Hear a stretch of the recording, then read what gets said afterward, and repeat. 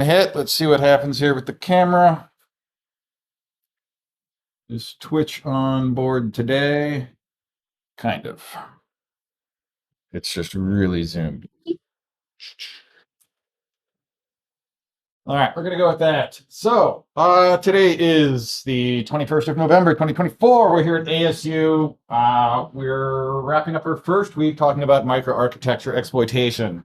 And from what I've seen on the Discord, everybody hates it, which, is fair, right? I kind of, hopefully it's lived up to the reputation, all right? Where it's this brutal thing that's hard to reason about. So as people have gone through this module, there's actually, three different distinct concepts that kind of build up that are related, that are all microarchitectural exploitation stuff. The first thing is what we talked about on Tuesday, which is like just this concept of measuring timing and utilizing the cache as a side channel. There's actually no speculating going on. There's no, something is and isn't. It is literally just a side channel that is consistent. It's consistent if your code is well written. The problem is that it's hard to know if your code is well written, and that's not just for you, but for me as well, as we saw on Tuesday. And so we can exploit that cache as a side channel to learn information about the system state. One of the things, this was a great meme. I don't know how many people are going to get that one. Is that's isn't that kind of niche? That particular story. But anyways, the CPU is frequently trying to optimize beyond what we would reasonably expect. And so if you do write a for loop, you can get optimized by the prefetcher.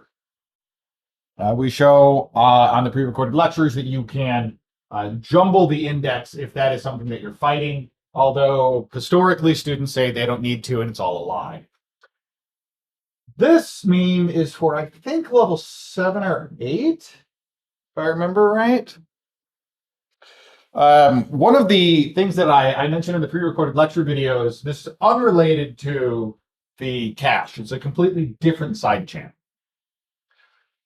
Is the prefetch instruction and how you can resolve a virtual memory address ahead of time. You don't have a guarantee, but you can ask the CPU nicely to do this for you. And based upon the timing of that action, you can learn information about whether a virtual memory address is mapped or not. And so that is a completely different microarchitectural side channel that you deal with, I want to say, in 7 or 8. And then we come back to Spectre, which is doing this cache side channel, except now it is happening speculatively. And so now you have this invisible thing that you can't see, except now you are performing a race under the hood to where it may or may not happen, and you don't know if it did. And so it becomes a little harder. And then the last 2 levels of this module focus on meltdown, which will be something we'll talk about probably next week. So everyone hates this. We got quite a few memes dunking on me because this is one of the few modules in this course where I am the smiling face of the pre-recorded lectures.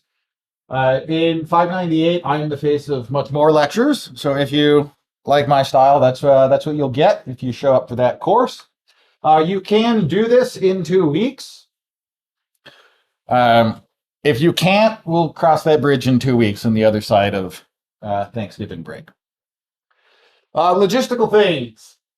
Somebody says here, imagine doing, microarch, haha, I just have to do system exploitation for the greenbelt. Technically, right now, that is true. However, at the end of this course, the belt requirements are going to update to be in line with what was taught here. So if you are trying to race and just get that belt to say, I got it, and you think microarch is going to be like this giant blocker for you, solve everything before it changes. That's kind of the only advice I got there. It'll be sometime in December. We'll make that swap. And so if you had everything done except for one thing, like one challenge, and then we added microarch, well, now you got to do microarch. That's not just for the class, that's for anyone that uses the site as a whole. So there's your fair warning. And as people have quickly discovered, this module is kind of just brick wall after brick wall after brick wall. And there you can't throw GDB at it. You have to just stare at your code and think about the concepts that are at play. This isn't just for you. This is also for me. I don't do microarchitectural exploitation on a daily basis. So when I do try and write this and prove this out, I run into the same problems you have. This is the worst module for people to send in code because the 2 hours that I would say you need to stare at it and change it and think about the data that you get is the exact same 2 hours that I would spend if I were helping you. It's very unlikely I could look at something and just be like, this is exactly what your problem is. Every once in a while, but pretty rare for this module. Okay. I ended Tuesday saying I wanted to talk about semaphores. And I was going to skip this today because I think somebody says Meltdown even harder. Meltdown is actually easier in my opinion. I think Meltdown should have been earlier. Like whenever this gets reworked, Meltdown will be easier. There's no need to like unnecessarily scare students. Come on, Twitch. But I thought about skipping this semaphore thing until I saw this meme. I don't know exactly what's going on there, but there's a whole lot of stuff that isn't right. So the first 5 levels, which some people have commented, which I consider a good sign, that like after they solve level 1 or level 2, like they cruise through to level 5 pretty quick. Level 5 introduces the concept of speculation, so it has its own headache. But this meme has a whole lot of information in it that is wrong, and I don't know if that's intentional or not. And so I'm going to at least diagram how this side channel works. The drawing works. We'll find out. Technology wants to be our friend. I can double check this pointer stuff. Did people in class, did you guys figure out how to just take an int and turn it into a pointer and do some addition? We got past that? Yeah? All right, cool. Because that was not meant to be the problem. So then we'll talk about timing data, thinking about our timing data, strategies to employ, and then I will probably fail to write a speculative exploit. But we can give it a shot. So before I go on about semaphores, somebody says, I figured it out since I was hoping someone would correct me because I didn't get it. Twitch, could you elaborate on what it is that you didn't get? If the answer is that meme, I'm right there with you. Let me see if drawing wants to work. You know, drawing worked right before I hit stream. There we go. I actually checked this. Okay. So when we write we have like a cache side channel attack. There's a number of like memory addresses that are being used. And if you didn't stare at the code or stare at the lectures, it can be hard to reason about. What we have inside the challenge, we have some buffer that is a flag buff. All right. And so it has PWN squiggly, whatever, squiggly. When we are accessing some memory address and getting a timing, are we accessing this flag buffer? No. And then this is kind of counterintuitive until you really sit down and draw it out. So we have a data that we want to leak, right? So we want to leak the flag. And the question is how do I get these bytes of the flag? Well, the challenge or the vulnerable program has to do something very specific in order for us to take advantage of this cached side channel attack. There needs to be some region of memory that I don't have a good word for it. I'm just going to call it the access buffer. That sounds good. So we have this access buffer. I don't care what is in the access buffer. It can be all nulls, right? It can just be full of zeros. Nobody cares. What the challenge has to do in order for us to perform this side channel is somewhere inside of the challenge,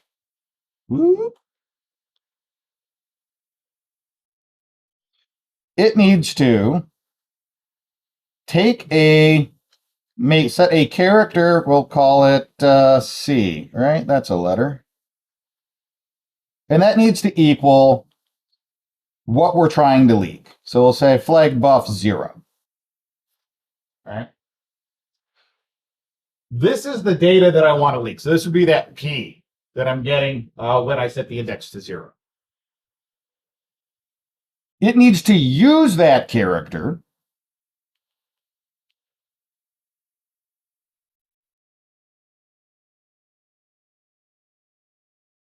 to access our access buffer.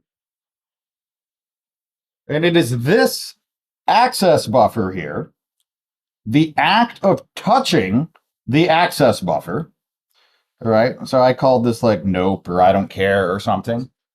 It is the act of touching the access buffer with the value that I'm interested in that influences a specific location in the cache.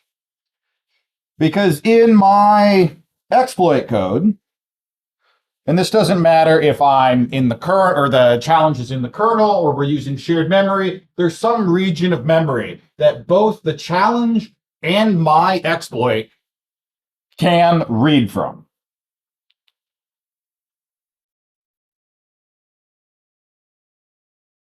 And so this access buffer is mapped and accessible from right here and in my exploit code. In my exploit code, I'm flushing the cache. So that's going to be that MMCL flush. And then I'm looping through, right, for I in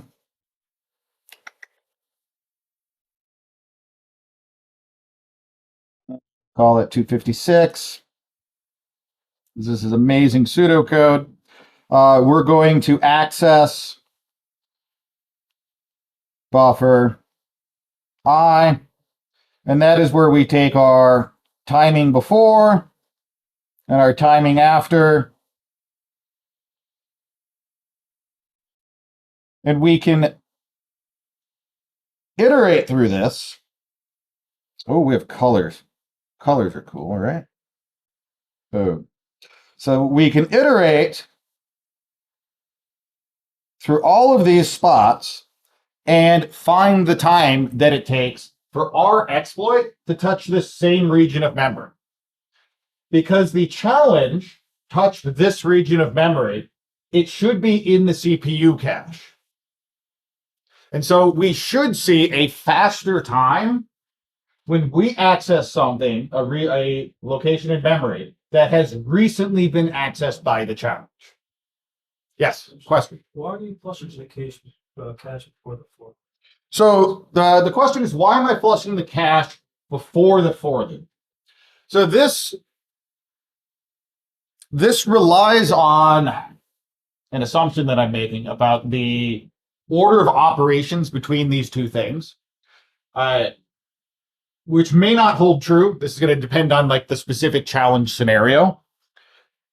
What I am assuming is happening here, because remember, these are running like in levels 1 through 5. These are two different processes that are running in theory in parallel, right? Or at least concurrently. They're running at the same point in time. Now in levels 1 through 5, you do have a semaphore that you can call semapost on to kind of set the challenge free for it to go. So you have some ability to organize or synchronize the order of operations here, right? In a perfect world, what I would be able to do is flush before the access. So then I know the cache is at a consistent state. So instead of drawing an arrow, boop, let's write some numbers. So hopefully the ideal order of operations is I flush, the challenge accesses, then I time. Doesn't the challenge access? Nope, not characters. Oh, you're saying, yeah. I did. Good catch. Statement was the access is not down there. It is not at nope.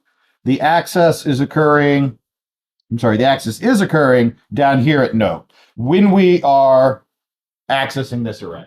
And so hopefully we know the state of the cache, right? The cache is empty.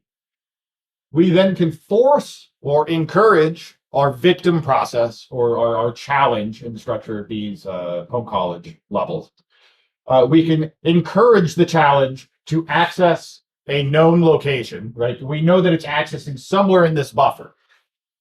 And then we can observe the state of that shared resource, that shared memory. And based upon the timing, we identify which index was accessed. This is very similar to what I showed on Tuesday, except on Tuesday I was just looping through like 0 through 10, right? One of the things that apparently was amiss here is how does that relate to characters? Well, the challenge is using the character as the index or as part of the index. I said what the challenges on the site do is it is all C times hex 1000, right? Everything is a multiple of a page. But even if it's a multiple of a page, we can still think of that as indexing into a continuous or contiguous region of memory, a single array, where each element is a page in size. And so it doesn't matter that the element size is a page, we can still deduce. That isn't the prettiest, but that's just my handwriting. We can still deduce what C is.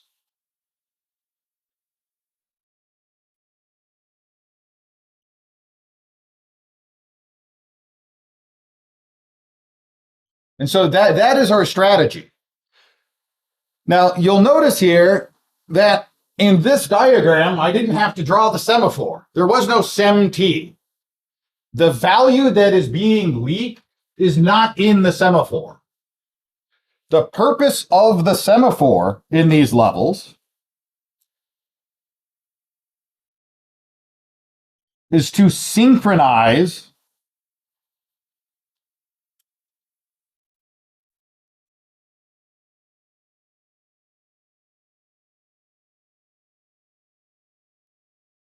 these operations. So if I flush and then call sem post, that should cause this challenge to then perform the access. Now, one of the things that people ran into, and I recognize this is a generic kind of problem in this challenge design. These first 5 challenges here. You can totally blame me. I am the original author for these. Is sure the sem post over there lets me flush and then access, but I run into this synchronization problem now of, well, how do I know that I'm looking at the time after this access? Because maybe the kernel didn't let me, didn't yield, right? I called schedule yield, it wasn't enough. It circled back to here. I got my timing before the access. The data I got was bad. That's fair. That's why on the Discord, some people say I use nanosleep and I nanoslept for some period of time. Or there were some people, which is clever. I hadn't seen anyone do it in the past, but it makes sense. Some people were saying that they were using, I think, sem get. Is that right? There's a function you can call. I haven't used it. Where you can peek at the value of a semaphore without incrementing or decrementing it. And so what some people were doing is after their sem post is they were looping and waiting to see the semaphore decrement from the wait. Like, okay, I guess that works.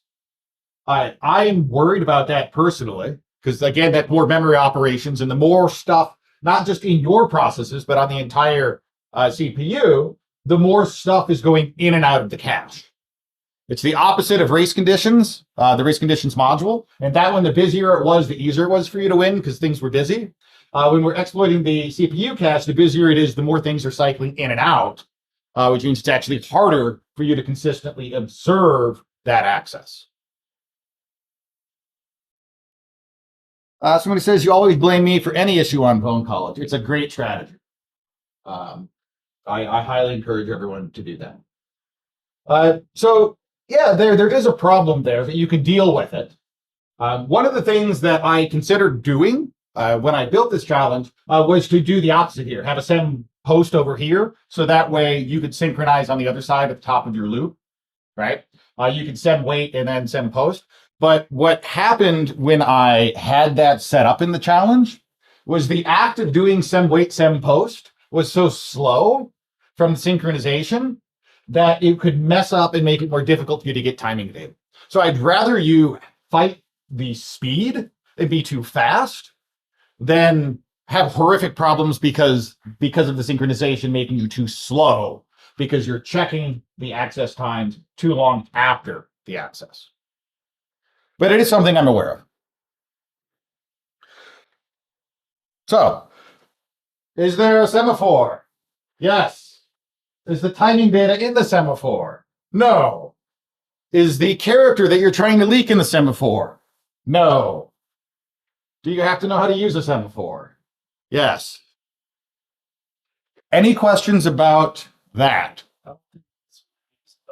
What is the meme about? It's definitely not that though. I don't know what it is. I don't know what it's about, but it scared me because I saw like SEMT data in semaphore. I'm literally the thing that I'm looking for the data because the timing data is the semaphore. Like, I don't know, man. It scared me. All right. It scared me. And I wanted to make sure that it didn't derail people because this module is challenging enough as it is.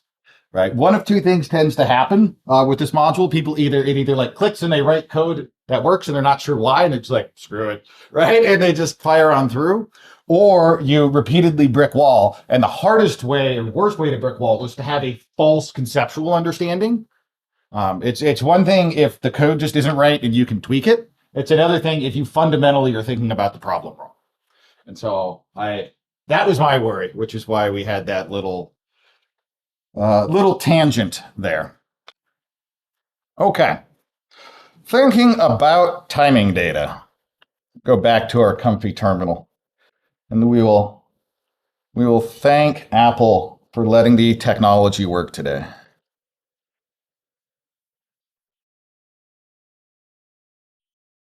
Let's see.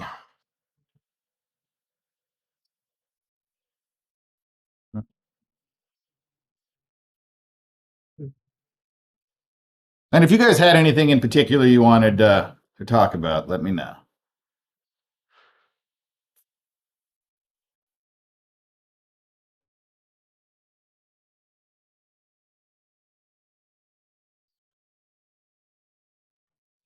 Okay, so I had, if I remember right, was it do.c?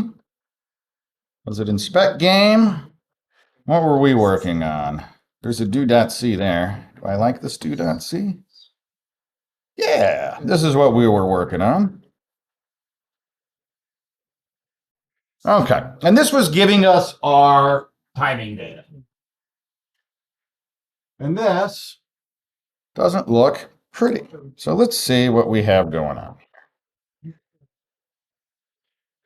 This has double loop. I don't care. We're accessing index 4. We'll do do.c. And we see index 4 is the lowest. Now, this is just doing a cache side channel measurement, right? I'm just measuring the timing data. When you get to level 5, things change. Because suddenly we are speculative. And this is where we have, it's a Spectre V1. Let's see what the challenge actually says. It says it never reads the flag.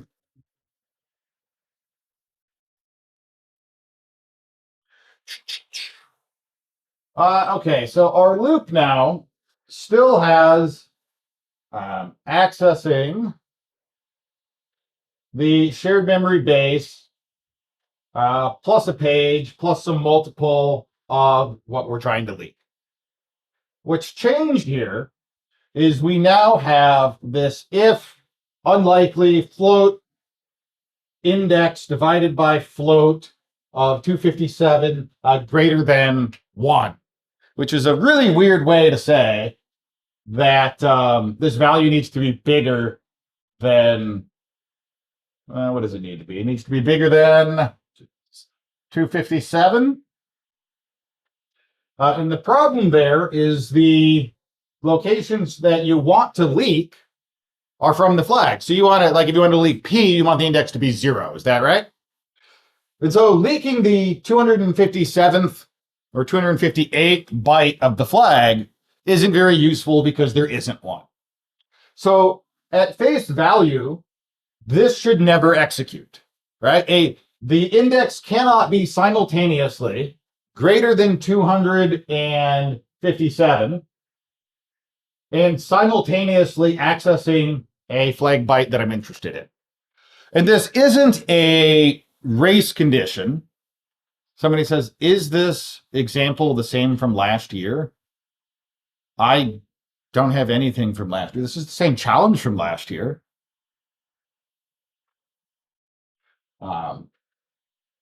So we can't simultaneously have this value be greater than 257 and less than 257 to access a flag byte. But we can't race this. It isn't a shared resource that we are flipping around like what we did in the race conditions module, right? But there is a race condition. Like, it's kind of weird that we have all this float stuff in here.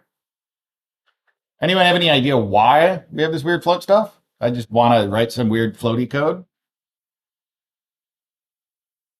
This is so that like an end over an end. We wanted to make sure it's over 1 because if it's like a 258 over 257, if they're both end, it would just go back to a 1, and 1's not greater than 1. It is something like that.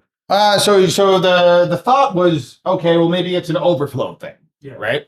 I'm casting it to a float instead, so that it doesn't overflow from 256 or 255. A single byte overflow would be 255 plus 1 rolls back over to 0, right? But that isn't what's happening. That is not what's happening there. I could have cast these to ints, and we wouldn't have had an overflow issue. And I could have ensured that we're doing the correct kind of comparison so that isn't what happens either. As Twitch points out, Twitch has a couple ideas here. Float star index will access it and put it in the cache. Right. Okay, so they're saying float star index will put that would put the index into the cache because that is accessing the memory address that is index, but index isn't what I really care about, right? Index in this example would be like 0, which then gets accessed again here. And if index was 0, it would give me the letter P for leak, and leak is what is the index into the access array. This is where having a good idea from like that drawing I just did, what index is accessing what array matters a ton, right? This index is the literal integer that is determining what byte of the flag is being used as an index to access the shared memory. And the only thing that we can observe from our exploit side is the access times of this shared memory, right? If we could measure the access times of the flag, well, we'd be reading the flag. So that isn't something we can do. Somebody asks, what is unlikely? So unlikely is yes. And I don't think it's actually, I've been corrected on this one over the years, but unlikely is something that you could write in C that I'm told it doesn't do anything anymore. It's actually an op. But at one point in time, this is a branch, right? Where we either take this or we don't. If we were to look at the assembly of this, there'd be a comparison or a test, and then there'd be some type of conditional jump. At one point in time, you could use unlikely to hint to the CPU what it should think is going to happen. And so at one point in time, you could say this is unlikely.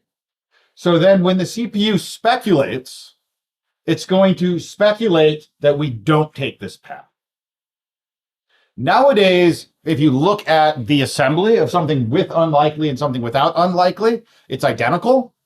So I don't believe, I've been reasonably convinced that it does nothing anymore.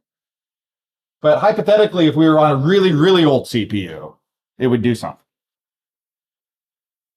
But how does assembly tells you about speculation? Even assembly may have speculation. So the statement was, how does assembly tell the CPU about speculation? Because it's the assembly that is speculated, right? Well, how do fences work? Can you speculate around a fence? No. Like, there are some assembly instructions that cause the CPU to say, we're done with all speculation, right? We're stop speculating at this point, and we're going to ensure the CPU matches the intended state, right? And so I imagine it was something similar to a fence, but I have not seen the assembly that used to turn into. So nowadays, it's kind of a nothing. It just looks scary. But it's not. Well, what is the difference here when we're talking about the assembly? Well, what's the difference between me doing an integer division and me doing this float division?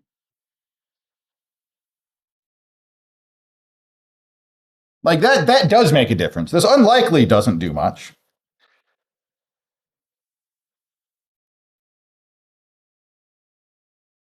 Was this all just chilling in main? Let's see. Flag val, move sign extend. There should be some crazy, yes, there's some crazy looking registers going on over here now. These XMM registers, which we just haven't talked about in this class, is in general, you don't run into them. Twitch does say float division uses XMM, which is slow. But they're cheating because this is like their third or fourth time taking this course. They've been with me for a long time. So, yes, when we do math on integers, we use an ALU, right? So addition's fast, subtraction's fast. But when we start working on floating point numbers can't just go to the ALU, right? Floating point number has its own special representation, and it goes to a dedicated subcomponent of the CPU. And the act of multiplying and dividing floating point numbers occurs in these XMM registers, which are used for floating point operations, and they're also used for, why am I blanking on the word? It's when you put in several small values. So you can have this you can use like a 64, those are actually bigger, but you can use a 64-bit register and load it up with 8-bit values and simultaneously do operations on all of the individual 8-bit values. Someone's got to know the word that I'm looking for. It's a vector operation, and you can do vector operations on the CPU, which is like an insane performance thing that you can do with these XMM registers. So the whole reason that we're doing this floating point stuff is because it's slow. Hopefully SIMD, that's one of the words that I wanted. There's another word as well. SIMD operations. So floating point operations are slow. So moving something from a normal register right? Like EAX, it's not just a move, right? It's its own weird instruction. Similar, same thing with our division. So we have to move things into these weird registers. We have to move things out of these registers, and we have to perform this weird floating point division before we get the value back in. And so this is a very slow thing. Somebody says this is their favorite challenge because it literally combined computer arch. And you talked about Spectre in class today. What do you know? So this is a very slow operation. What does the CPU do when it runs into slow operations? It speculates, right? So it'll think ahead. And so since this branch, where is it? This test jump equal, this depends on RAX, and this is actually how it works. It looks ahead at the assembly instructions, and it builds a little dependency graph. And it says, what things relied on this slow thing? Well, this conditional branch depends on this slow thing. So let's just pick one. We'll skip it for now because we have time to wait on the result. And we're going to start processing the stuff that's ahead. But the question is do we go with the positive case or the negative case? And this is what we can exploit in Spectre. Is because the CPU doesn't know the result. It doesn't know which way this jump instruction is going to go. And so we can train it. The way that you train is to fix another common misconception. You do not need to run and train the CPU 1,000 times, all right? If you're not getting the result that you expect, it's very unlikely that your issue is I need to do more training iterations, all right? More than likely, your issue is somewhere else because the internal state of most branch predictors needs to be ridiculously simple because it needs to be fast. If the branch predictor had a whole bunch of complex things and it was really complicated and looked ahead at a bajillion operations, then it would be slow. Most branch predictors really are this 2-bit counter that I talk about, which means in the worst case, the branch predictor can think something would not be taken, and you can make it taken in 3 executions of that branch. You don't have to use 3, right? 10's a reasonable number, and I don't know that 3 is the correct number here. Although, if Twitch wants to chime in, somebody, okay, yeah. They at one point in time, some people tried to race this. And they got it down to 3. They confirmed. So you only need to do 3 executions of the branch that you're trying to train in. Provably on this hardware. Now, somewhere in here, I have another amazing, well, maybe it's not really amazing, but I remember the slide, which is what some people have ran into as a problem. Really, it's in Meltdown? Almost there. Here, right here. Okay. So, well, one of the comments I've seen is I trained it, right? And maybe I trained it 100 times. I don't care. But I trained it enough, right? More than 3. But I'm not getting data that matches what I'm thinking about. A speculative exploit or running speculative code is a race condition, which means you can do everything correct. You can train it correctly. You can pass the correct value. You may even get it to start to speculate. Because remember, the way speculative execution works is your assembly instructions turn into these micro ops. And these micro ops get batched out. And what you are racing, let's see if I have another slide on it. Yes. What you are racing is the time between these micro ops being batched out based upon how busy the CPU is. And so the best thing you can do as far as training the CPU and creating the scenario is you create the scenario where hopefully the micro op for that slow floating point, all right, that's dispatched out to the CPU. And it's busy, one line of micro op execution is batched out trying to figure out this floating point stuff. You have another line of micro op execution that is working ahead, speculative. And it is the one that is trying to figure out what address needs to get accessed. So if we've trained this right, let's not look at the assembly. Let's look at the challenge code. One micro op, or like series of micro ops that's batched out, is trying to compute this. If we've trained it, there'll be a second batch of micro ops, or a high chance that there's a second batch of micro ops that's trying to do this right here, what's inside our code block. And so that is the best we can do from training. At that point, it is a race on whether or not the floating point calculation comes back to the CPU first, or the speculative stuff comes back to the CPU first. Just because they both got sent out doesn't mean that they both will get actually, when I say actually, that's not, doesn't mean they both will be speculatively executed. This one that the thing that we're trying to get the CPU to do is access a low value of the flag, a low index of the flag, before it knows that it shouldn't have gone down here. And so that is our race.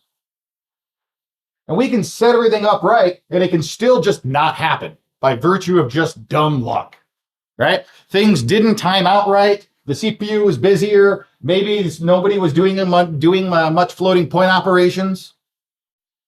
I did everything right. It just didn't happen, right? We saw that in the race conditions module. We have that same type of scenario here.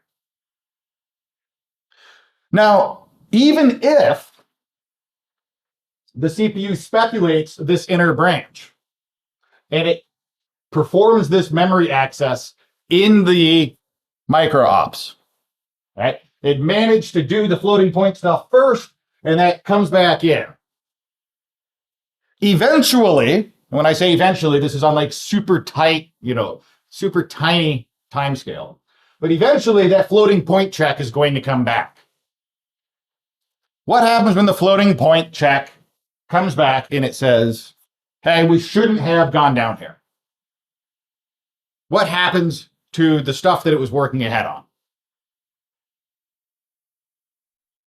The CPU retires it, it throws it out. It says, I didn't need to do that work. And so we never concretely see that happen, right? Because it never can happen if we take this code at face value. But if we won't win the race and the floating point operation came in second, then we did execute the micro operations on the CPU that did this. Now, from the user land, we can't see this. From the kernel, we can't see this. Where can we see this? See that this happened. In the cache. It's the only place we can see that it happened. And so that's why the first 4 challenges are right this side channel tech. There's no speculation involved at all. Hopefully at that point, you have some idea of how to perform the timing, how to deal with synchronization. You have something that can measure these timings somewhat reliably. If you're like, I just got lucky one time and I don't know why, that's a problem. Because when you get to level 5, now we have to depend on whatever it is you wrote in the first 4 levels being dependable, reliable, understandable. Because this may have happened, and we should see it in the data. Or it may have not happened, and our data is going to look like nothing happened.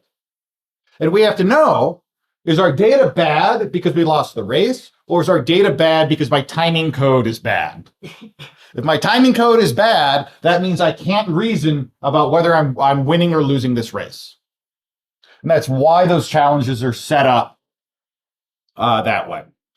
Somebody says speculating is super relevant. Similar vulns were found in new Apple chips. If I remember right, it was the M1. You're several years out of date now. I don't think that was speculative though. That had to do with what's the word? Their unified memory and how that worked. Okay. So the key thing in order to reason about whether I was able to speculatively execute something, yes. Is training, like why do we need training and what is it? Okay, the question was why do we need training and what is it? So when the CPU, training matters when we are trying to execute something that is speculative. Do you know what I mean when I say speculative? It tries to predict the branch. Yes. So this is level 5, right? And there is a branch right here. And the branch is this number bigger than 257 or not, right? Every time the CPU runs into this, we said floating point operations are slow. So what is the CPU going to do while it's waiting to find out the result of that check? It's going to speculate. It's going to speculate. Now, this is a branch, though. So do I speculate true or do I speculate false? True will be better for us. Well, true is better for us, but what does the CPU do? The CPU, if it's going to speculate, does it just stop? It's like, oh no, man, there's a fork in the road. We're just going to wait. Would that be a good use of CPU resources? No, the CPU is going to choose something. So how does the CPU decide whether I guess in the positive direction or I guess in the negative direction? Right? That is what we want to influence. This only matters from level 5 onward for Spectre. This is Spectre V1. Spectre V1 is taking advantage of the branch predictor, which is when I have a conditional jump, right? I have an if else. Well, for every location, well, not every location, there's a limit, but we can reasonably say that for every virtual address that there is a branch, that virtual address maps to one of these 2-bit counters. All right. There is a limit that's not infinite, and you have to realize that there's many virtual addresses and then simultaneous processes going on. We're going to hand wave away a lot of that. Okay. We can think of it as if at every single if else inside of the program, there's a little state machine. I don't remember what the ASU course is for state machines. You do the mealies, you do the mores. It's like CSE120. And then you do it again in theoretical. So which I really liked the theoretical CS. Anyone that was doing the old trifecta here. This stuff does actually matter. So we can predict the branch and be reasonably accurate with only 2 bits of data. And it is just a simple state machine. The CPU thinks that that branch is in one of 4 states. And then this is the complete transition of everything that happens when we run there. So when we execute this if, all we have to know is what state are we on? And then what did we actually do? Every time that we concretely know what we did, we're like, yeah, we took it. Yeah, we took it. Then the next time, oh, I'm following the arrows backwards because they have small tips. Okay. So we're over here, and training is influencing this internal state machine of the branch predictor for that specific conditional jump. So the way that we do that is by executing that line of code or that assembly instruction here. We want to execute this line right here at least 3 times where it does happen.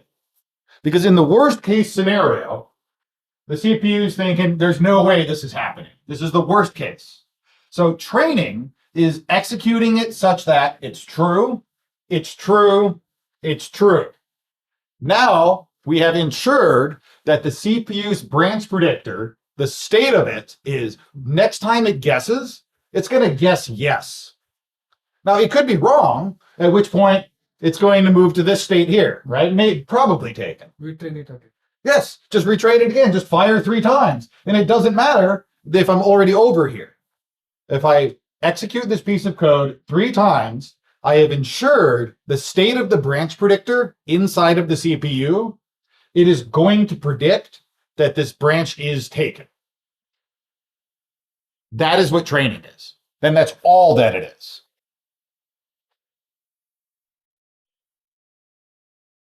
Somebody says they're going to try and get the time to get the flag on 5 as low as they could. See, they're racing it now, guys. I'm racing it. You're racing it? I'm trying to see if I can do 3. Did you see what they got? Okay, so Twitch is saying they got 0.07 seconds. Oh, I'm not racing the time. I'm saying if I can do only 3 of Oh, for 3 iterations to train the branch predictor. Yeah. The hand-waving, busy CPU, it's all magic, blah, blah, blah. But at face value, this is what it is. Maybe you needed to do it at 1 a.m. Because there are a limited number on every CPU of 2-bit counters. And so if that particular virtual address doesn't have a conditional branch that is regularly executed, then the CPU is just like, yeah, we don't care about that. We're going to use this counter for a different location.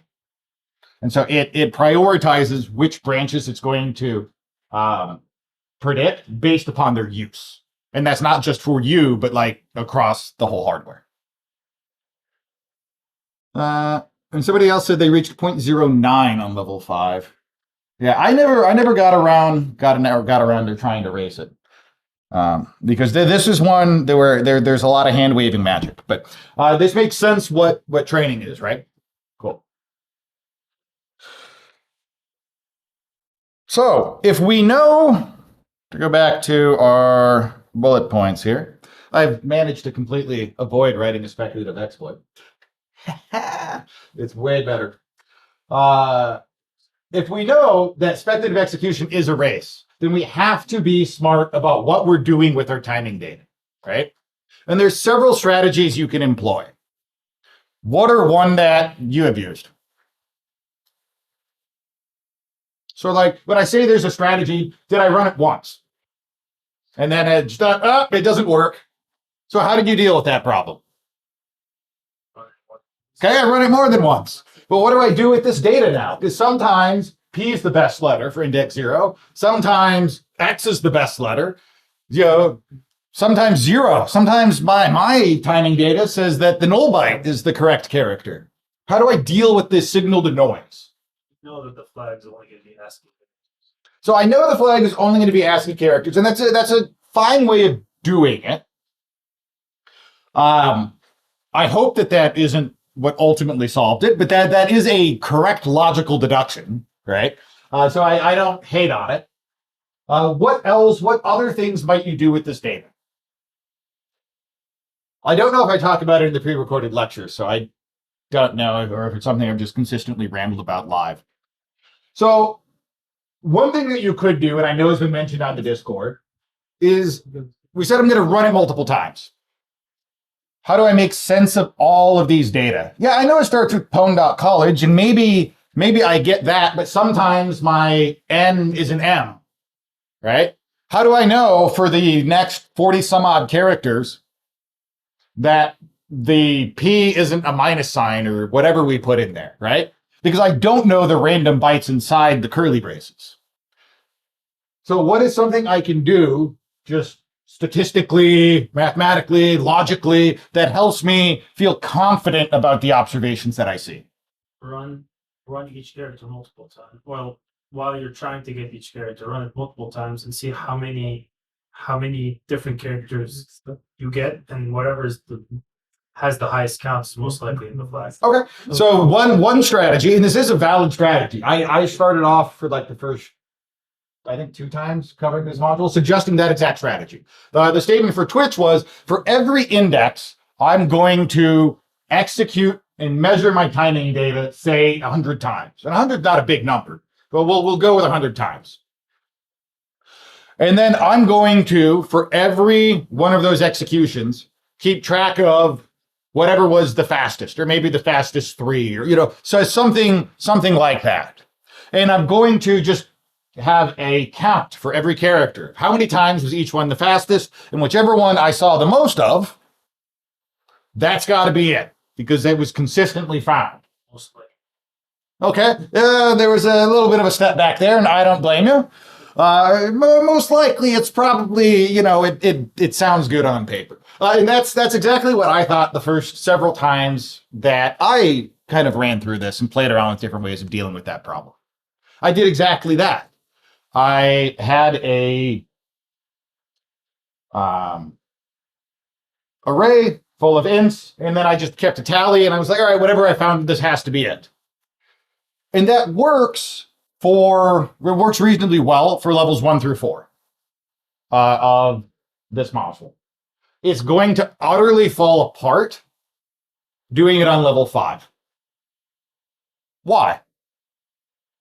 And you're going to be like, I used it great in level 5. And I'm going to be like, I don't think so. Maybe you did, but on paper, that approach should fail on level 5. And the reason that it will fail on level 5 is because I said that this is a race, right? Which one happens? And that means there is an implicit assumption with me taking my best horse every time I run to the race. Because what happens if I just lost the situation never happened? Is the fastest horse even related to this right here? No. If I lose the race, the fastest index has nothing to do with the flag. It just happens to be the fastest thing that was there. So what's another approach that I could use? I know it's been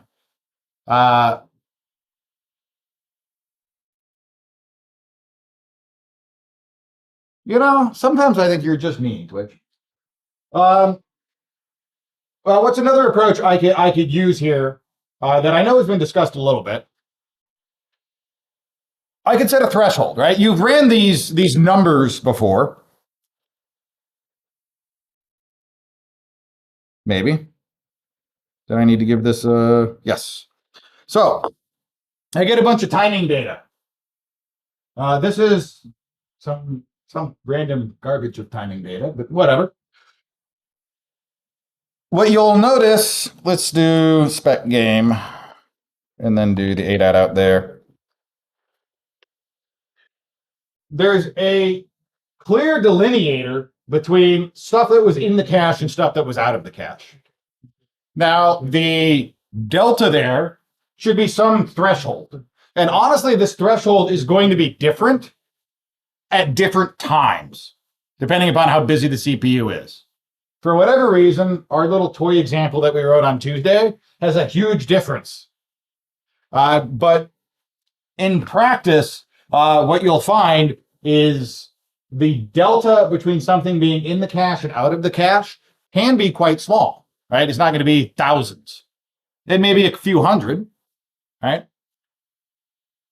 So what you probably want to do is pick a number, and there's several people on the Discord who have been like, this is my threshold number. Okay, that worked for them at that moment in time. That number may or may not work for you. Pick a number and only count the horse if it's that fast. If it's below, I don't know, here 200 seems like a reasonable number, right? Now, if it's like 6 o'clock at night, maybe that number needs to be 300 or 400 or 280. Run it, look at the numbers, and pick a threshold that is appropriate. Now, you can write code that's going to just measure the times and then find the fastest thing and then dynamically figure out a threshold. That's actually what a lot of our intended solutions do. They have put some, they make sure something's in the cache, they measure what is the timing delta, and then it dynamically picks a threshold. And that works reasonably well. Sometimes it dynamically picks too high of a threshold and it still is wrong, but you can do that. Yes. Yeah, confused. So if we pick a threshold and say like the wrong character is the fastest, so even that is going to get into threshold, right? So how does that sort? So the statement was, if how does picking a threshold fix this? So have you made it to level 5 yet? No. Okay. If you haven't made it to level 5, you haven't had to deal with speculating yet. You haven't had speculation has not been a factor in any timing data that you've seen. All right. And so right now, yeah, all right, maybe you don't need a threshold. And you can get away with it. What will happen is if I made this, did the same thing, but now there is an element of speculation to it. Some runs, every number would be like 3,000 and above. Okay. The point of the threshold is not to ensure that I always get the correct one. It's to make sure the obviously bad cases, the obvious bad runs, don't influence my numbers. Because when there is a speculative element,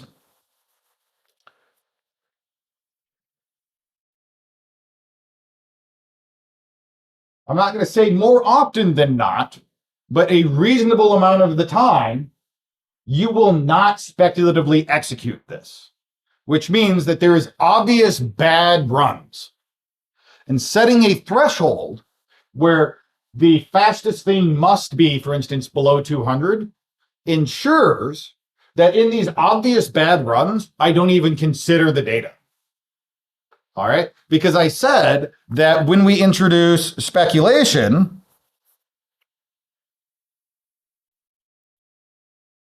it's a race. It's a race in the micro ops.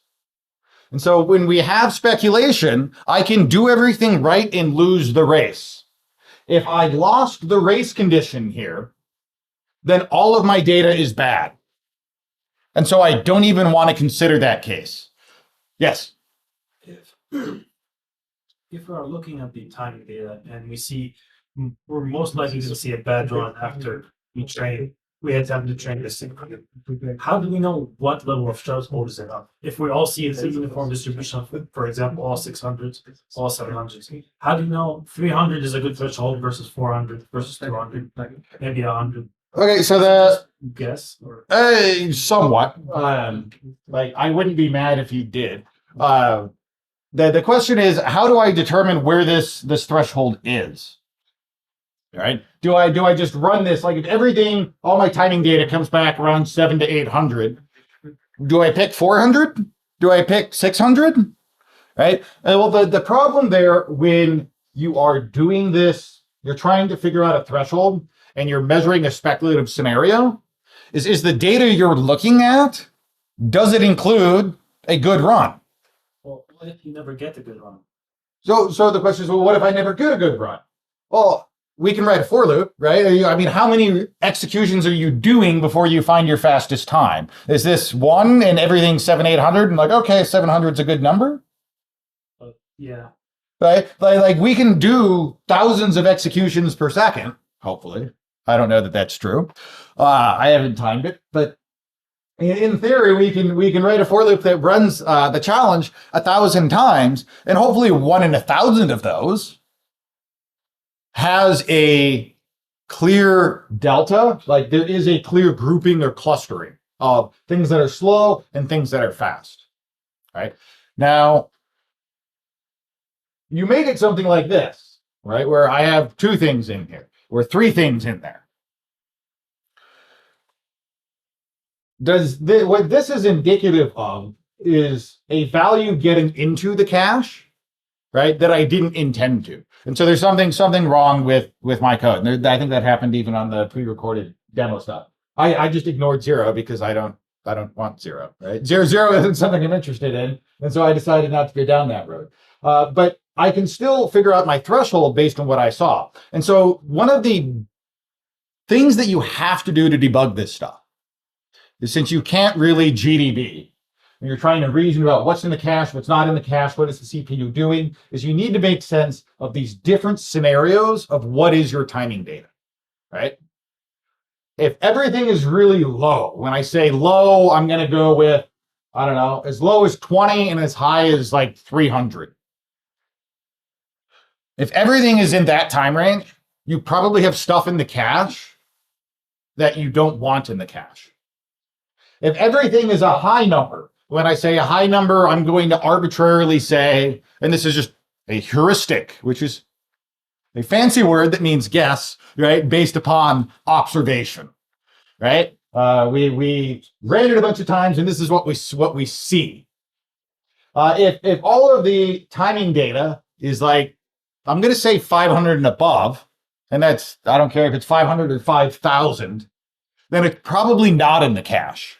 And so if everything is 500 or above, then my problem is I'm not flushing the cache correctly. Somewhere, whether it's the prefetcher, whether it's, one of the things that students have consistently brought up on these challenges is, why don't you print stuff out? Well, it turns out in order to print something, I have to access it. And if I access it, I'm impacting the cache. If you're trying to debug your code with print statements to print values, think about what your code is doing to the memory. That's why the challenge doesn't print it out. Because you can inadvertently bring things into the cache and forget to flush them, or you could flush too much. And so you need to be able to make sense of, well, why am I getting the data that I'm seeing? And then think about what your code is doing. And yes, this will take an hour, 2 hours of staring at it, walking away, being mad, going back, changing something. I was scribbling together a demo that I decided not to do, or not to go down that road. And one of the things that I was doing in my demo was something like this, where I was setting a pointer to be the address of an array that was being accessed. What does this do? This puts the value in the cache instead. And so inside my for loop, just because I was doing this notation, it wasn't this exact code. I'm not going to pull up that code because it has other things that I don't want people to copy. But if I wanted to get a value like that, instead, what I would do is I would say char star pointer is going to equal mem plus this value, and calculate the pointer without dereferencing the memory. And it also makes sense to pre-calculate memory addresses whenever you can, before, in this case, I'm now outside, this doesn't run, but if we hand wave away the immediate problem there, it makes way more sense to calculate these addresses as early ahead of time, because then I don't run the risk of me calculating something, pulling something into memory, which is what I was doing down here when I had the ampersand. And like, I make that same mistake because I'm just writing C code, right? And you really have to think about what are the implications of the C code you're writing and how does it impact memory. I do appreciate the raid there, Fixit42. Unfortunately, this is a scheduled class that has an end time, and I am like 3 minutes past. Anyone have any last minute things here? One thing I don't think I mentioned. Boom. I know I mentioned it after class on Tuesday because some people asked, like, hey, this has lots of brick walls. A good place to be as far as progress at the other side of this weekend is probably like level 8, 9. If you haven't looked ahead, the second half of this module uses Yarn code. So it has Yarn 85 that's going to be speculative. It has Yarn 85, I think, in the kernel. Those later challenges can take a lot of time. So depending upon what you plan on doing over Thanksgiving, put in some time this weekend. With that, that's all I got. I'll let you all go. Goodbye, good luck. Thank you.